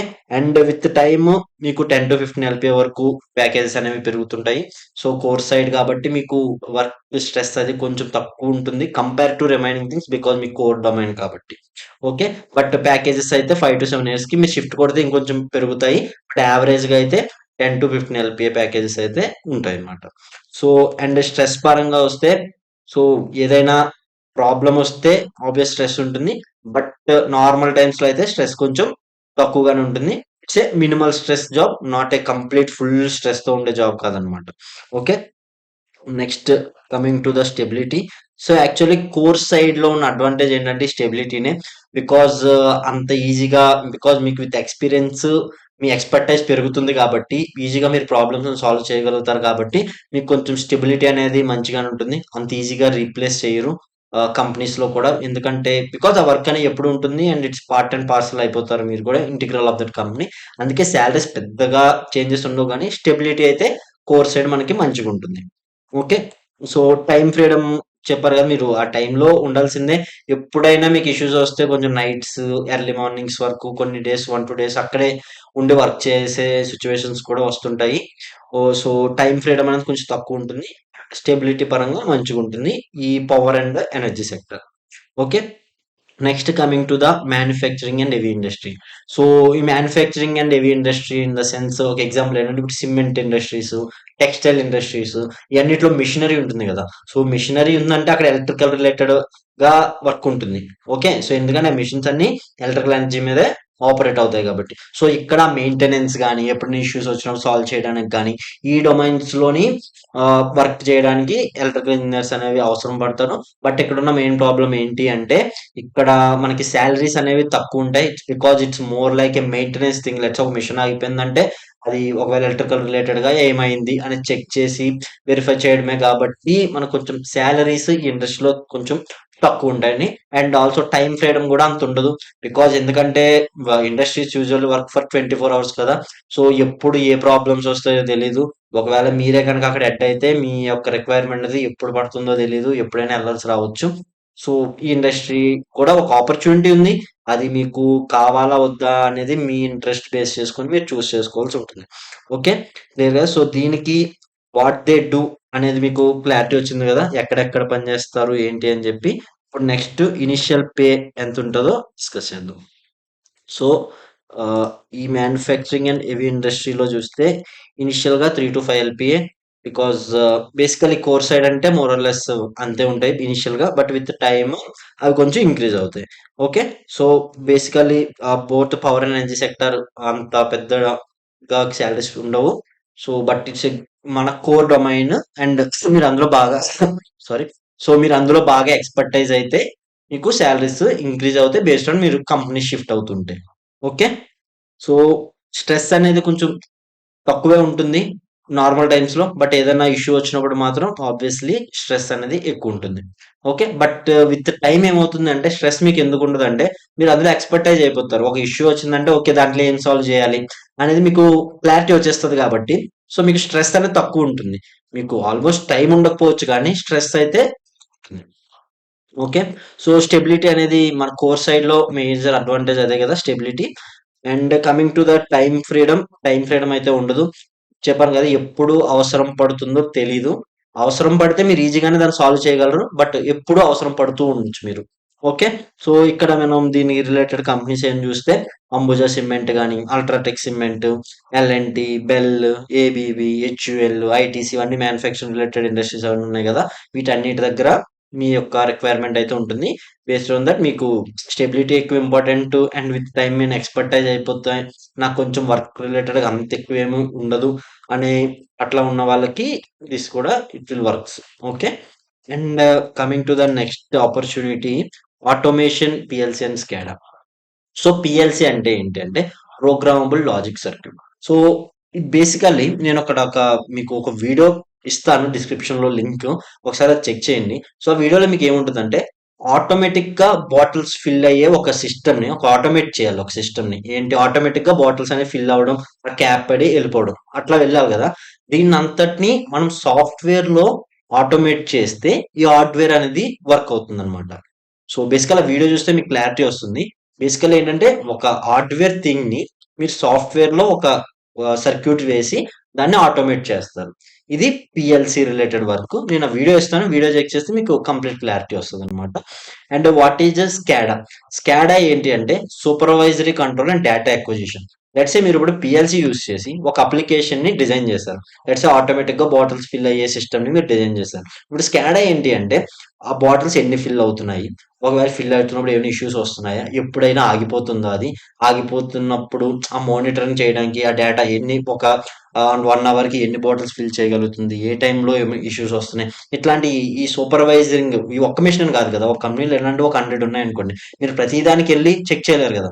సో, ఈ మొత్తం అన్నిటిని ఒకే దగ్గరుండి సాఫ్ట్‌వేర్‌లో దాని దగ్గరికెళ్ళకుండా సాఫ్ట్‌వేర్‌లో ఇదంతటిని సూపర్వైజ్ చేసి, ఆ డేటా ప్రాసెసింగ్ చేయడానికి ఇదంతా చేసేదే ఈ స్కాడా అనమాట. సో, బోత్ పీఎల్‌సీ అండ్ స్కాడా ఇదంతా కలిపి ఒకే దగ్గర ఇండస్ట్రీలోనే ఉంటుంది. ఇదనేది మన core side domain. So, triple E వాళ్ళకి పీఎల్‌సీ, స్కాడా ఇదంతా కోర్ సైడ్ డొమైన్ అనమాట. సో, మీకు అయితే క్లారిటీ వచ్చింది కదా! పీఎల్‌సీ రిలేటెడ్ వర్క్ ఏంటి? స్కాడా రిలేటెడ్ వర్క్ ఏంటి అని. So, okay. సో, వీళ్ళ సాలరీస్ పరంగా చూస్తే సో, పీఎల్‌సీ, స్కాడా వాళ్ళకి ఇనిషియల్‌గా 3-5 LPA core side more or less packages అలానే ఉంటాయి. And with experience okay. And stress పరంగా చూస్తే బికాజ్ కంపారిటివ్‌లీ మీకు తెలిసిన వర్క్ ఉంటుంది. ఇనిషియల్‌గా స్ట్రెస్ ఉన్నా వన్స్ మీకు వర్క్ తెలిసిన తర్వాత స్ట్రెస్ కొంచెం తక్కువే ఉంటుంది. Compare to remaining things. Stability once మీరు ఎక్స్‌పర్టైజ్ అయిపోతారు. కోర్ సైడ్ డొమైన్ స్టెబిలిటీకి ఏం ప్రాబ్లమ్స్ ఉండవు. Okay. Coming to time freedom. Time freedom అనేది ఆబ్వియస్‌గా ఎప్పుడు లెట్స్ సే పీఎల్‌సీ మీరు చేసారు, ఆటోమేట్ చేసారు. అది ఉన్న పళంగా ఆగిపోతుంది. ఆగిపోతే అప్పుడు ఏం చేయాలి? ఆబ్వియస్‌గా మీరెళ్లి చూసి ఎందుకు ఆగిపోతుంది? ఇక్కడ హార్డ్‌వేర్ వాళ్ళతోని మీరు కూర్చొని దాన్ని సాల్వ్ చేయాల్సి ఉంటుంది గదా! సో, ఆబ్వియస్‌గా టైమ్ ఫ్రీడమ్ అయితే తక్కువే ఉంటుంది. బట్ స్ట్రెస్ అనేది కొంచెం తక్కువుంటుంది. టైమ్ ఫ్రీడమ్ తక్కువుంటుంది. స్ట్రెస్ కూడా తక్కువే ఉంటుంది. సో, ఇక్కడ కంపెనీస్ చూస్తే హనీవెల్, ఏబీబీ, సిమెన్స్ ఇవన్నీ. ఇక్కడ మొత్తం కంపెనీస్ అన్ని ఇక్కడ లిస్ట్ చేశాను. Just for sake of it అంటే మీకు బేసిక్ రిఫరెన్స్ ఏమేం కంపెనీస్ ఉన్నాయి అని చూడడానికి ఒకసారి మీరు ఆ కంపెనీ వెబ్‌సైట్‌లోకెళ్తే ఆళ్ళు ఏమేం రిక్వైర్మెంట్స్ పెడుతున్నారో అదంతా మీకు క్లారిటీ వస్తదనమాట. Okay. And next coming to the power electronics and EV sector. So, ఈ పవర్ ఎలక్ట్రానిక్స్ ఏంటి అంటే నార్మల్ ఇప్పుడు వీఎల్ఎస్‌సి ఎలక్ట్రానిక్స్ సైడ్ వాళ్ళు 1 వోల్ట్, 2 వోల్ట్ డొమైన్స్‌లో వర్క్ చేస్తే ఈ పవర్ ఎలక్ట్రానిక్స్ వాళ్ళు 220 వోల్ట్స్ కొంతమందయితే కిలో వోల్ట్స్‌లో కూడా వర్క్ చేస్తారనమాట. ఇది పవర్ ఎలక్ట్రానిక్స్ సైడ్ ఉన్నవాళ్ళు. సో, అదే అంటే ఈ power electronic amplifiers, power electronic converters ఇట్లాంటివి తయారు చేయడానికి ఈ పవర్ ఎలక్ట్రానిక్స్ డొమైన్‌లోకి వెళ్ళొచ్చు. సో, బేసిక్ అప్లికేషన్ ఎక్కడుందంటే ఈవీ సెక్టార్ తీసుకోవచ్చు. ఇప్పుడు ఈవీలో బ్యాటరీ చార్జ్ అవ్వాలనుకోండి. బ్యాటరీ ఛార్జింగ్ అనేది ఏంటి 220 వోల్ట్స్‌తోని అవుతుంది. సో, ఇక్కడ 220 వోల్ట్స్ నుంచి డీసీకి కన్వర్ట్ చేయడానికి మన నార్మల్ ఎలక్ట్రానిక్స్‌లో వాడే చిన్న రెక్టిఫైయర్ యూజ్ చేయలేరు కదా! సో, ఇక్కడ ఏంటి పవర్ ఎలక్ట్రానిక్ రెక్టిఫైయర్స్ యూజ్ చేయాల్సుంటుంది. ఇక్కడ గాని cyclo converters let's say frequencies change చేయడానికి ఇలాంటి పవర్ ఎలక్ట్రానిక్స్‌వి తయారు చేయడానికి ఇక్కడ వర్క్ అవుతుంది. అండ్ ఈవీ సెక్టార్‌లో రిమైనింగ్ కైండ్ ఆఫ్ వర్క్స్ ఏముంటాయి? ఇప్పుడు ఈవీలో ఎలక్ట్రిక్ మోటార్స్ ఉంటాయి. ఆ మోటార్ రిలేటెడ్ వర్క్. ఇవన్నీ ఈవీ సెక్టార్. బ్యాటరీ ఛార్జింగ్ ఉంది. Battery related work. Batteries research గాని, బ్యాటరీస్ ఛార్జింగ్, డిశ్చార్జింగ్, ఆ బ్యాటరీస్ రిలేటెడ్‌గా వర్క్. సో, ఇదంతా ఈవీ సెక్టార్‌లో ఉన్న డొమైన్ పవర్ ఎలక్ట్రానిక్స్. ఇవన్నీ ఈ డొమైన్ అన్నీ మనం ఈ కేటగిరీలో వేసుకోవచ్చు. ఈ రిలేటెడ్ వర్క్స్ అన్నీ. సో, వాళ్ళు ఏం చేస్తారో మీకు క్లారిటీ వచ్చింది కదా! ఈ పవర్ ఎలక్ట్రానిక్ కన్వర్టర్స్ అవి తయారు చేయడానికి. ఈవీ సెక్టార్‌లో ఉన్న మీ రిమైనింగ్ జాబ్స్ అన్నీ ఈ డొమైన్‌లో మీరు వెళ్ళొచ్చనమాట. సో, వీళ్ళకి ఇనిషియల్ పే మనం చూస్తే so, 5-8 LPA compare at this point కొంచెం వీళ్ళకి డిమాండ్ ఉంది గాబట్టి, వీళ్ళకి 5-8 ఎల్‌పీఏ జాబ్స్ అయితే ఈజీగా వస్తాయి. ఎందుకంటే డిమాండ్ బట్టే ఉంటుంది ప్రతీదీ. యాస్ ఆఫ్ నౌ నా ఫ్రెండ్స్ నేనడిగి నా ఫ్రెండ్స్‌లో కూడా వితిన్ స్టార్టింగ్ ఇలాగనే స్టార్ట్ అయ్యారు. అండ్ విత్ టైము వీళ్ళకి ప్యాకేజెస్ మంచిగా ఉంటాయి compare to remaining things. Because as it is growing next అంతా ఈవీయే ఉంటుంది గాబట్టి, యాస్ ఆఫ్ నౌ వీళ్ళకి ప్యాకేజెస్ బానే పెరుగుతున్నాయి. Okay. Next coming to stress. ఒకటే డబ్బులెక్కువున్నాయంటే ఆబ్వియస్ స్ట్రెస్ ఎక్కువుంటది. Because it is now emerging thing కదా! ఈవీ అనేది స్టిల్ ఇప్పుడే ఇంకా అవుతుంది. సో, కొత్త కొత్త ప్రాబ్లమ్స్ వస్తుంటాయి. ఆ ప్రాబ్లమ్ సొల్యూషన్స్ ఇవ్వాల్సుంటుంది. సో, ఆబ్వియస్‌లీ స్ట్రెస్ అనేది ఉంటుంది. ఓకే. స్టెబిలిటీ పరంగా గూడా స్టెబిలిటీ మంచిగుంటుంది. బికాజ్ మీరిప్పుడు నేర్చుకుంటున్నారు గాబట్టి విత్ టైము మీరొక ఎక్స్‌పర్ట్ అయిపోతారు గాబట్టి అంత ఈజీగా మిమ్మల్ని తీసేసి ఇంకొకళ్ళు ఎత్తితే మళ్ళీ వాళ్ళకి మొత్తం నేర్పించాలి. కోర్‌లో అదే ప్రాబ్లమ్. ఇలా ఒకళ్ళొచ్చి ఒక 2 మంత్స్ ఉన్నారంటే ఆళ్ళకేమొచ్చేదు. విత్ టైమ్ నేర్చుకునేదే ఉంటది కాబట్టి స్టెబిలిటీ అనేది కోర్‌లో మంచిగుంటది. ఓకే. టైమ్ ఫ్రీడమ్ ఆబ్వియస్‌గా తక్కువుంటుంది. Because you need to work కదా! సో, ఎప్పుడు ఏ ప్రాబ్లమ్స్ వస్తాయో తెలీదు. టైమ్ ఫ్రీడమ్ కార్పొరేట్‌లో టైమ్ ఫ్రీడమ్ అనేది తక్కువుంటుంది. సో, దీనికి కూడా టైమ్ ఫ్రీడమ్ తక్కువే ఉంటుంది. సో, ఇక్కడ మనం ఫ్యూ కంపెనీస్ చూసుకుంటే ఎక్సైడ్ ఎనర్జీ, ఓలా, అమర్ రాజా బ్యాటరీస్ ఉన్నది గదా! బ్యాటరీ రిలేటెడ్ దగ్గర టాటా మోటార్స్, మేధా సర్వర్ డ్రైవ్స్ మనకు తెలుసు. మన క్యాంపస్ ప్లేస్‌మెంట్స్‌కి అదే వస్తుంది. మేధా సర్వర్ డ్రైవ్స్ కూడా ఈవీ డొమైన్‌లో కూడా ఉంది. సో, మేధా సర్వర్ డ్రైవ్స్ ఇవన్నీ కొన్ని companies you can go with. Clear గదా! సో, ఇదొక డొమైన్ ఉంది. మీరు జాబ్స్ చేయడానికి. Okay. Next renewable energy. Renewable energy అని మనకు తెలిసిందే. ఈ solar, thermal power plant, hydro power plants ఇవన్నీ రెన్యూవబుల్ ఎనర్జీనే. ఓకే. ఈ రెన్యూవబుల్ ఎనర్జీ రిలేటెడ్ గా ఏం వర్క్స్ ఉంటాయంటే ఇప్పుడు సోలార్ తీసుకుంటే సోలార్ లో చార్జర్స్ ఉంటాయి. చార్జ్ కంట్రోలర్స్ ఇవన్నీ. అంటే ఎప్పుడు ఒకే వోల్టేజ్ తో మనకి వోల్టేజ్ రాదు కదా. ఎందుకంటే సన్ కొన్నిసార్లు ఉంటారు, ఉండకపోవచ్చు ఇదంతా. సో ఆ చార్జ్ కంట్రోలర్స్ ఏంటంటే ఎంత వోల్టేజ్ వస్తున్నా కాన్స్టెంట్ వోల్టేజ్ వచ్చేటట్టు బ్యాటరీని చార్జ్ చేయడం. ఎప్పుడైతే మనకి అటుపక్క నుంచి ఎటువంటిది రాదో ఆ ఫ్లో ఆపేయడము. ఇట్లాంటి ఆ చార్జ్ కంట్రోలర్స్ గానీ, లెట్స్ సే ఇప్పుడు హైడ్రో పవర్ ప్లాంట్స్ తీసుకుంటే టర్బైన్స్ నుంచి జనరేటర్స్ కనెక్ట్ అవుతాయి కదా. ఆ కనెక్ట్ అయ్యే దగ్గర ఆ జనరేట్స్ రిలేటెడ్ వర్క్, ఆ జనరేట్ చేసిన దాన్ని ఆ ట్రాన్స్మిషన్ వరకు తీసుకెళ్ళి ఆ ట్రాన్స్ఫార్మర్స్ అవి ఉంటాయి కదా. ఈ రిలేటెడ్ వర్క్ అంతా మనం ఈ రెన్యూబుల్ ఎనర్జీ చేసుకోవచ్చు. ఇంకా విండ్ టర్బైన్స్ దగ్గర ఉండే జనరేటర్స్. సో ఈ రిలేటెడ్ రెన్యూబుల్ ఎనర్జీ సెక్టర్ అంతా ఒక సెక్టర్. ఇది ఆబ్వియస్ గా ఫ్యూచర్ లో గ్రో అయ్యే సెక్టరే. ఎందుకంటే ఎండ్ ఆఫ్ ద డే మనకి ఫైనల్ గా ఉండేది రెన్యూబుల్ ఎనర్జీ మాత్రమే. సో ఈ సోలార్, థర్మల్, హైడ్రో ఇవి నెక్స్ట్ ఇంకా బయో థర్మల్ ఉంటాయి కదా. అట్లా ఈ రిలేటెడ్ గా ఉన్న సెక్టర్ అంతా మనం ఇది ఒక సెక్టర్ కింద తీసుకోవచ్చు. రెన్యూబుల్ ఎనర్జీలో కూడా ఆపర్చునిటీస్ ఉంటాయి. ఓకే. క్లియర్ కదా. ఇది కూడా మన కోర్ డొమైన్. ఓకే. సో దీనిలోకి ఇనిషియల్ ప్యాకేజెస్ చూస్తే so 3-5 LPA. So normal demanding career ఏమి కాదు. It's a good career to start with. మనము మీకు ఇంట్రెస్ట్ ఉంది ఇట్లాంటి మన కోర్ ఎలక్ట్రికల్ డొమైన్ లోకి నేను వెళ్ళాలి అనుకుంటే it is a good thing to start with. Okay. And with time salaries normal గానే ఉంటాయి. అండ్ ఇక్కడ కూడా స్టెబిలిటీ అనేది మంచిగా ఉంటుంది మనం చూస్తాం కదా. And coming to stress. Stress obvious గా కొంచెం తక్కువే ఉంటుంది. ఎందుకంటే మన కోర్ డొమైన్ కాబట్టి మనకు వచ్చి తెలిసిందే ఉంటుంది. సో అందువల్ల స్ట్రెస్ అనేది కొంచెం లిమిటెడ్ గా ఉంటుంది. ఓకే. సో స్టెబిలిటీ అనేది మంచిగా ఉంటుంది. టైం ఫ్రీడమ్ కూడా కొంచెం బాగానే ఉంటుంది. ఎందుకంటే ఆల్రెడీ ఎస్టాబ్లిష్డ్ థింగ్స్ ఇవన్నీ లైక్ ఏదో ఒక్క రోజులో మనం కొత్తగా బిల్డ్ చేసినవి కాదు. ఎప్పుడైనా కొత్తగా బిల్డ్ చేస్తున్నప్పుడే మీకు ఎక్కువ టైం ఫ్రీడమ్ ఉండదు. ఎక్కువ స్ట్రెస్ ఉంటది. ఓకే. లేదు ఆల్రెడీ ఎస్టాబ్లిష్డ్ థింగ్స్ అన్నప్పుడు మీకు ఆబ్వియస్ గా కొంచెం స్ట్రెస్ అనేది తక్కువ ఉంటుంది. And time freedom depends. ఏమైనా ఇష్యూస్ ఉంటే మీకు ఆబ్వియస్ గా టైం ఉండదు ఆ టైంలో. బట్ యూజువల్ గా అయితే అంత టైం అనేది కంప్లీట్ గా కన్జ్యూమ్ చేసేది ఉండదన్నమాట. ఓకే. ఇక్కడ మనం కొన్ని కంపెనీస్ తీసుకుంటే Adani green, Suzlon, azure power ఇవన్నీ some of the few companies who hires regarding this industry అన్నమాట. సో ఇది ట్రిపుల్ రిలేటెడ్ గా స్పెసిఫిక్ టు ట్రిపుల్ వాళ్ళకి మాత్రమే ఉండే ఆపర్చునిటీస్. ఇప్పుడు ఈసీ వాళ్ళకి మాత్రమే స్పెసిఫిక్ గా ఉండే ఆపర్చునిటీస్ ఏంటో చూద్దాము. So first comes the telecom and networking. So telecom and networking first నేను మెన్షన్ చేస్తాను. మన ఇండియా సైడ్ ఈ టెలికమ్యూనికేషన్ ఈ నెట్వర్కింగ్ సైడ్ ఆపర్చునిటీస్ తక్కువ కానీ అబ్రాడ్ సైడ్ ఎక్కువ ఉంటాయి. So let's A basic example ఏంటంటే మనం ఫోన్ మాట్లాడుతున్నాం. అప్పుడు మనం మాట్లాడుతున్నది వేరే వాళ్ళ దగ్గరికి ఎలా వెళ్తుంది? మన దగ్గర నుంచి ట్రాన్స్మిటర్ నుంచి ఇక దగ్గరలో ఉన్న టవర్స్ వెళ్ళి అక్కడి నుంచి మళ్ళీ వేరే టవర్ కి వెళ్ళి ఈ ప్రాసెస్ అంతా జరగడం. ఇప్పుడు ఆ టవర్ మెయింటెనెన్స్ కానీ ఇప్పుడు ఏమైనా టవర్స్ లో ప్రాబ్లమ్ వస్తే చూడడానికి ఎవరు చూస్తారు? ఈ టెలికమ్యూనికేషన్ ఇంజనీర్స్ వీళ్ళే చూస్తారు. ఇప్పుడు మన డేటా ఉంది, మనకి ఇంటర్నెట్స్ వస్తున్నాయి, ఆ రిలేటెడ్ నెట్వర్కింగ్ రిలేటెడ్ గా ఏమైనా ఇష్యూస్ వస్తే ఎవరు చూస్తారు? టెలికమ్యూనికేషన్ ఇంజనీర్సే ఏంటి ప్రాబ్లం అనేది చూస్తారు.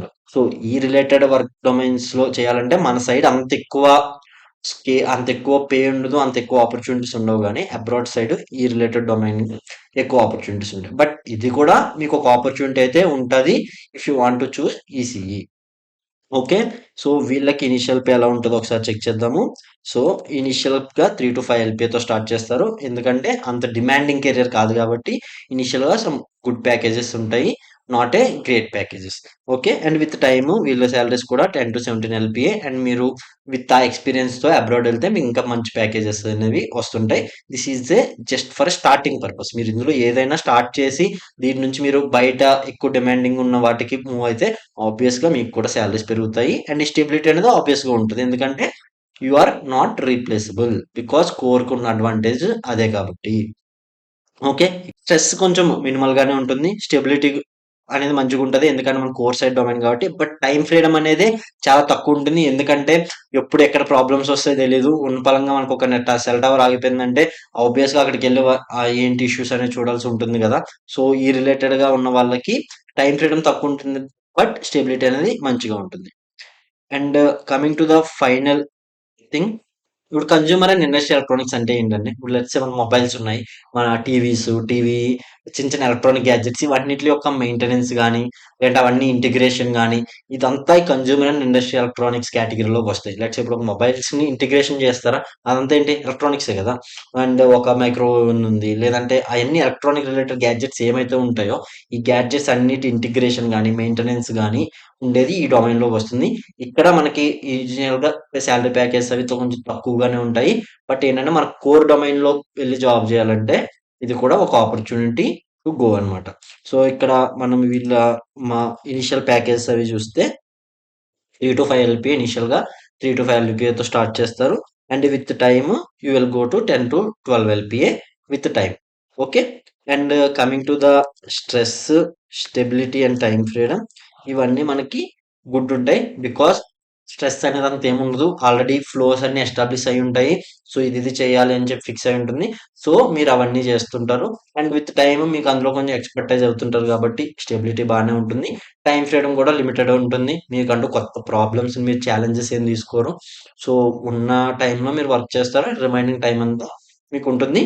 But it is a core domain. Okay. So, ఇప్పుడున్న డిఫరెంట్ కంపెనీస్ ఏంటి అంటే సామ్‌సంగ్, ఎల్‌జీ, వర్ల్‌పూల్, హనీవెల్ ఇవన్నీ some of the companies. So, వీటిలో మీరు ట్రై చేయొచ్చు. సో, ఓవరాల్‌గా ఈ వీడియో ఏంటంటే మీకు కంప్లీట్‌గా ఈ డొమైన్‌లోకి వెళ్ళిపోవాలి. ఈ డొమైన్‌లో ఇంతుంటదని కాదు. అసలు ఈ డొమైన్స్ మీకు ఇన్ని డొమైన్స్ ఉన్నాయి. మీరు కంప్లీట్‌గా సాఫ్ట్‌వేర్ ఒక్కటే, వీఎల్ఎస్ ఒకటే కాదు. మనకి డిఫరెంట్ డిఫరెంట్ డొమైన్స్ ఉన్నాయి. మనకు అందులో ఏది నచ్చుద్ది, మనకి ఇంట్రెస్ట్ ఏముంది, ఏది ఎంత స్టేబుల్‌గా ఉంటాయి, ఏవెంత సాలరీస్ వస్తాయి, ప్రతి దాంట్లోనే తోపు సాలరీస్ కూడా ఉంటాయి. మనకి ఏది ఇంట్రెస్ట్ అసలు ఏమేమి ఉన్నాయి డొమైన్స్ ఫస్ట్ ఆఫ్ ఆల్ అది నా main intention of this video ఏంటంటే అసలు ఏమేమి ఆపర్చునిటీస్ ఉన్నాయో చెప్పడం అనేది నా main video. So, I hope నేను మీకు అన్ని కవర్ చేశానని. So, let's move to the next part of the video.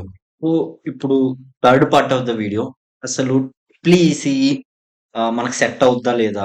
మనకు ఉండాల్సిన రిక్వైర్మెంట్స్ ఏంటి అనేది. సో, మనము third part of the video ఏంటంటే మ్యాథ్స్. మ్యాథమెటిక్స్ అనేది ప్రతి సబ్జెక్ట్‌లోనూ ఉంటుంది. సో, మీరు మ్యాథ్స్ మీకు నచ్చకుంటా, మీకు రాదు అనుకుంటే మాత్రం ఇందులోకొస్తే మాత్రం చాలా కష్టమైపోతుంది. మ్యాథ్స్ అనేది ఇంజినీరింగ్‌లో ఇంటిగ్రల్ పార్ట్. ప్రతి సబ్జెక్ట్‌లోని మోర్ ఆర్ లెస్ మ్యాథ్స్ అనేది ఎక్కడో దగ్గర తగులుతుంది. మోస్ట్ ఆఫ్ ద సబ్జెక్ట్స్‌లో మ్యాథ్స్ ఉంటుంది కాబట్టి మీకు మ్యాథ్స్ ఇష్టం అనుకుంటేనే ఇంజినీరింగ్ సైడ్ రావడానికి ట్రై చేయండి. Next ability to visualise things. So, ఏంటంటే ఇప్పుడు లెట్స్ సే ఎలక్ట్రికల్ తీసుకుంటే ఇందులో మీకు కరెంట్ గాని, ఈ మాగ్నెటిక్ ఫీల్డ్ గాని ఇవేమి మీకు కళ్ళకి కనిపించవు. బట్ మీరు ఇమాజిన్ జేసుకోవాలి. అంటారు గదా! ఈ ట్రిపుల్ ఈ అనేదో దెయ్యాల సబ్జెక్ట్ అని జెప్పి. అంతే మీకు ఇక్కడుండే ఏది కనిపించదు. అన్నీ మీకు కనిపిస్తున్నాయి అనేది విజువలైజేషన్ చేసుకోవడమే ఉంటుంది. సో, మీరు ఆ విజువలైజేషన్ చేసుకోవడం మీకు నచ్చుతుంది, విజువలైజ్ చేసుకోగలరు అనుకుంటే మీకు ఇది సెట్ అవుతుందనమాట. And next creative problem solving. అసలు ఇంజినీరింగ్ అంటేనే ప్రాబ్లమ్స్‌ని సాల్వ్ జేయడం. మీరు వన్స్ ఇంజినీరింగ్ అంతా కంప్లీట్ చేసి జాబ్ చేసినప్పుడు గూడా మీరు ఎవ్రీడే లైఫ్‌లో ప్రాబ్లమ్స్ ఫేస్ చేస్తుంటారు. ఇంజినీరింగ్ రిలేటెడ్‌గా చెప్తున్నాం. జాబ్ రిలేటెడ్‌గా అంటే టెక్నికల్‌గా ప్రాబ్లమ్స్ ఫేస్ చేస్తుంటారు. అవన్నీ ఎంత ఎఫెక్టివ్‌గా సాల్వ్ చేయగలిగితే మీరంత గుడ్ ఇంజినీర్, మీకంత డిమాండ్ ఉంటుంది. మీకంత వాల్యూ ఇస్తారనమాట. సో, ప్రాబ్లమ్ సాల్వింగ్ మీకిష్టం. మీరు ప్రాబ్లమ్స్ ఏమైనా వచ్చినప్పుడు ఛాలెంజింగ్‌గా తీసుకోగలరు అనే మీ యాటిట్యూడ్ మీకుంది అనుకుంటే మీకు ఈ ట్రిపుల్ ఈసీ అనేది మీకు సెట్ అవుతుంది. బేసికల్లీ ఇంజినీరింగ్ అనేదే అలాంటి వాళ్ళకి సెట్ అవుతుంది. And also long term discipline. Long term discipline ఎందుకంటున్నానంటే ఇప్పుడు డిప్లొమా ప్లస్ ఇంజినీరింగ్ గాని, ఇంటర్ ప్లస్ ఇంజినీరింగ్ గాని రఫ్‌లీ మీకు 6 ఇయర్స్ పడుతుంది. ఆ తర్వాత ఒక 2 ఇయర్స్ రఫ్ బఫర్ ఏసుకుంటే 8 ఇయర్స్ పాటు మీరు డిసిప్లైన్డ్‌గా చదవాలి. డిసిప్లిన్ రోజు చదవాలని గాదు. మీరు రెస్పెక్ట్ ఇవ్వాలి సబ్జెక్ట్‌కి. ఇచ్చి, నేర్చుకొని అలా చేస్తే మీకు మంచిగా కోర్ డొమైన్‌లో సెటిల్ అవుతారు. లేదు వన్ డే బ్యాటింగ్ చేస్తే మీరు కూడా అందరిలాగా నార్మల్‌గా సాఫ్ట్‌వేర్ సైడ్ ఎళ్ళొచ్చు. సో, సాఫ్ట్‌వేర్ సైడ్ ఎళ్ళడం తప్పు అని నేను అనట్లేదు. మీరు సాఫ్ట్‌వేర్ సైడ్ నిజంగా ఇంట్రెస్ట్ ఉంటే మీరు నిజంగా సాఫ్ట్‌వేర్ డొమైన్‌లోనే బీటెక్ చేసి సాఫ్ట్‌వేర్ సైడ్ ఎళ్ళడం మంచిది. మీకు ఏది మీ ఇంట్రెస్ట్ ఫైండ్ చేయకుండా గుడ్డిగా వెళ్ళడం తప్పు. మీకు సాఫ్ట్‌వేర్ ఇంట్రెస్ట్ ఉంటే సాఫ్ట్‌వేర్ సైడ్ వెళ్ళండి. It's a great. మీకు కోర్ సైడ్ ఇంట్రెస్ట్ ఉంటే కోర్ సైడ్ వెళ్ళండి గ్రేట్. బట్ మీరు కోర్ సైడ్ వెళ్దాము అనుకుంటే మాత్రం 8 ఇయర్స్ డిసిప్లైన్డ్‌గా ఉండి మంచిగా నేర్చుకుంటేనే మీకు సెట్ అవుద్ది. So, end of the day మీకు ఏది ఇష్టమో అది చేయాలి. అది సాఫ్ట్‌వేరా, అది కోరా, అది ఏంటి అనేది అనవసరం. ఓకే. సో, ఈ డిసిప్లిన్ ఇవన్నీ ఉంటేనే ఇది మనకి సెట్ అవుతుందనమాట. So, and coming to the final part of the video. Finally my advice. So, ఇక్కడ నేను చెప్పేదేంటంటే, సో, బిఫోర్ టెల్లింగ్ ఎనిథింగ్ మీరు ఇప్పటి వరకు గనుక వీడియో చూసుండుంటే కామెంట్స్‌లో చూసానని కామెంట్ చేయండి. జస్ట్ ఫర్ ఎంతమంది చూసారు అనేది జస్ట్ తెలుసుకోవడానికి. అండ్ ఫైనల్లీ ఏంటంటే, మీరు కూడా అందరిలాగా గొర్రెల్లాగా ఇవంతా చేసి జాబ్‌లే చేయాలి, అందరిలాగా ఒకటే పాత్‌లో వెళ్ళాలి అనేది ఎప్పుడూ ఉండదు. సో, మీరు డిఫరెంట్ థింగ్స్ ఒక సబ్జెక్ట్ నేర్చేసుకున్నామా అనేది కాకుండా, అసలు మీ ప్యాషన్ ఏంటి? అసలు మీకు నిజంగా మీ ఇంట్రెస్ట్ ఏంటి? స్కిల్స్‌ని డెవలప్ చేసుకోవడం. దీని మీద మీ ఫోకస్ ఎప్పుడూ ఉండాలి. సో, మీరు ట్రై చేయండి డిఫరెంట్ థింగ్స్. సో, ఇప్పుడు ఈ ఫోటో ఎడిటింగా, వీడియో ఎడిటింగా, ఫ్రీలాన్సింగ్, సో, ఈ trading, different different skills YouTube content creation ఇవన్నీ మీరు బీటెక్‌లోని, డిప్లొమాలోని ఇప్పటి నుంచే ట్రై చేస్తేనే మీకు ఒక క్లారిటీ వస్తది. మీకు నిజంగా జెన్యూన్‌గా ఏది ఇంట్రెస్ట్ ఉంది. కోల్డ్ మెయిల్స్ రాయండి. మీకు లెట్స్ సే ఎవరితోని వర్క్ చేయాలని కోల్డ్ మెయిల్స్ రాయండి. ఏమవుద్దబ్బా! మహా అయితే ఎవరైనా మిమ్మల్ని జడ్జ్ చేస్తారా? ఎవరైనా మిమ్మల్ని ఏమంటారా? ఏమన్నా అంటే ఏమవుద్దసలు? ఆ టైంలో అన్ని ఆలోచిస్తూ ఉంటే ఇప్పుడు లెట్స్ సే ఒక మీకు ఆల్‌మోస్ట్ ఒక రెప్యుటేషన్ వచ్చింది. మీకు ఒక పెద్ద నేమ్ ఉంది. ఒక ఇలా మీ నేమ్ అందరికి తెలుసనుకుంటే మీరేదైనా చేస్తే పెద్ద ఫరక్ పడుద్ది. ఆ టైంలోని మీరు కోల్డ్ మెయిల్స్ రాస్తే ఏమవుద్ది? ఓకే. రిజెక్ట్ చేశారు. ఒక 10 మెయిల్స్ రిజెక్ట్ చేశారు. ఏమవుద్ది? 20 మెయిల్స్ రిజెక్ట్ చేశారు. 100 మెయిల్స్ రిజెక్ట్ చేశారు. రిజెక్ట్ చేస్తే మీకేమవుద్ది? మీకు మీకు ఆ టైంలో ఉండే స్కోప్ చాలా ఎక్కువ. టైం అనేది మీకు ఆ టైంలో ఈ డిప్లొమా, బీటెక్ టైంలో మీకు చాలా టైం ఉంటుంది. సో, ఇవన్నీ ఎక్స్‌ప్లోర్ చేయండి. ఇవన్నీ లెట్స్ సే నేను మీకు ఇన్ని డొమైన్స్ చెప్పాను. ఈ డొమైన్స్‌లో మీ ఇంట్రెస్ట్ దేని మీద ఉందో చూడండి. ఉన్నది మీకు ఇంట్రెస్ట్ దేని మీద ఉందో అందులోనే మీరు కంపెనీ పెట్టండి. కంప్లీట్‌గా దాని నుంచి నేర్చుకోండి. ఒక 1, 2 ఇయర్స్ దాని రిలేటెడ్‌గా వర్క్ చేయండి. దాంట్లో తెలుసుకోండి. దాని మీద ఒక కంపెనీ పెట్టండి. So, end of the day మీకు ఏం నచ్చుతదో అది చేయండి. లైఫ్‌ని ఎంజాయ్ చేయండి. అంతేగాని ఈ రీల్స్ చూసుకొని ఇన్‌స్టంట్ గ్రాటిఫికేషన్ గురించి ఇలాంటి డోపమైన్ హిట్స్ కోసం టైమ్ వేస్ట్ చేసుకోకండి. మీకు అందులో ఇన్‌స్టంట్‌గా ఆనందం దొరుకుతుందేమో కానీ విత్ టైము మీరు ప్యాషన్ మీరు ఫైండ్ చేస్తేనే ఎవ్రీడే ఆనందంగా ఉంటారు. సో, ఇది as a advice from your big brother and all the best for your careers and మీరు కూడా మంచిగా సెటిల్ అవ్వాలి. అండ్ మంచిగా మీ లైఫ్‌ని ఎంజాయ్ జేయాలి. అండ్ మంచి హెల్త్ అండ్ హ్యాపీనెస్‌తో ఉండాలని కోరుకుంటూ అండ్ మీకు ఈ వీడియో నచ్చితే లైక్ చేయండి. అండ్ మీ ఫ్రెండ్స్‌తో షేర్ చేయండి. అండ్ మీకేమైనా డౌట్స్ ఉంటే మాత్రం కామెంట్ సెక్షన్‌లో కామెంట్ చేయండి. ఈ వీడియో రిలేటెడ్‌గా ఏ డౌట్స్ ఉన్నా సరే నేను కామెంట్ సెక్షన్‌లో మీకు రిప్లై ఇస్తాను. అండ్ ఇలాంటి జెన్యూన్ వీడియోస్ కోసం ఛానెల్‌ని సబ్స్క్రైబ్ చేసుకోండి. And that's it for today's video. Bye bye. Take care.